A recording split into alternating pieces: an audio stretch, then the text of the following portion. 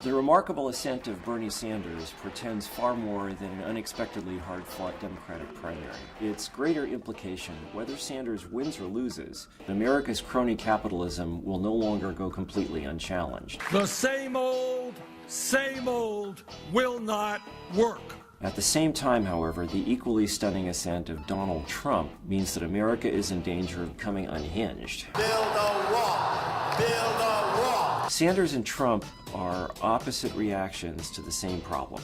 America's financial elites are now so corrupt, arrogant, and predatory that political leaders beholden to them can no longer reliably deliver economic or political security, much less fairness or progress for the American people. And now Americans have run out of patience. People are just very, very unhappy with the status quo. American politics is now truly fundamentally up for grabs for the first time in decades. A hugely exciting but also terrifying prospect. Donald J. Trump is calling for a total, complete shutdown of Muslims entering the United States. You have no choice. In America, the Great Depression yielded Franklin D. Roosevelt and the New Deal. In Europe, the Depression created Hitler and Mussolini.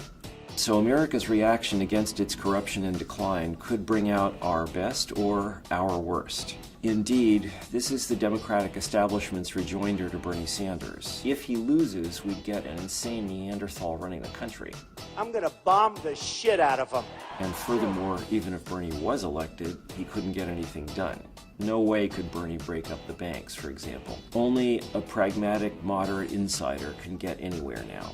Actually, the truth is the opposite. American insider politics is now so corrupt and dysfunctional that nobody within it can get anything done. Start with Hillary Clinton and the banks. You made 3 speeches for Goldman Sachs. You were paid $675,000. The full reality is much worse. Bill Clinton made Robert Rubin, former president of Goldman Sachs, his Treasury Secretary, then appointed Larry Summers and Laura Tyson afterwards to succeed him, and reappointed Alan Greenspan as chairman of the Fed.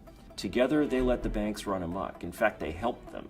They repealed Glass-Steagall, banned the regulation of derivatives, refused to use the Fed's authority to regulate the mortgage industry, and did nothing as securities fraud permeated the internet bubble.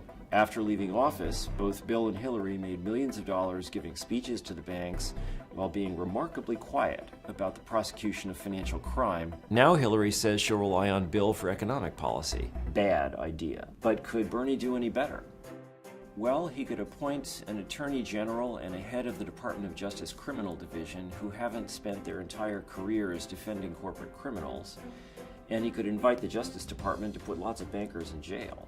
Sanders could also appoint an antitrust division head who would actually investigate the many cozy cartel-like arrangements that pervade finance and bring major antitrust cases against the banks. He could appoint a Federal Reserve chair who would require banks to divest assets and operate safely, and regulate bankers' compensation so that if they caused a disaster, they couldn't profit from it personally. All this could be done without a single new law. Win or lose, Bernie Sanders has given us the opportunity to create a powerful, enduring, progressive reform movement, and we need one. Insider politics in America is totally broken, but fascism isn't the answer.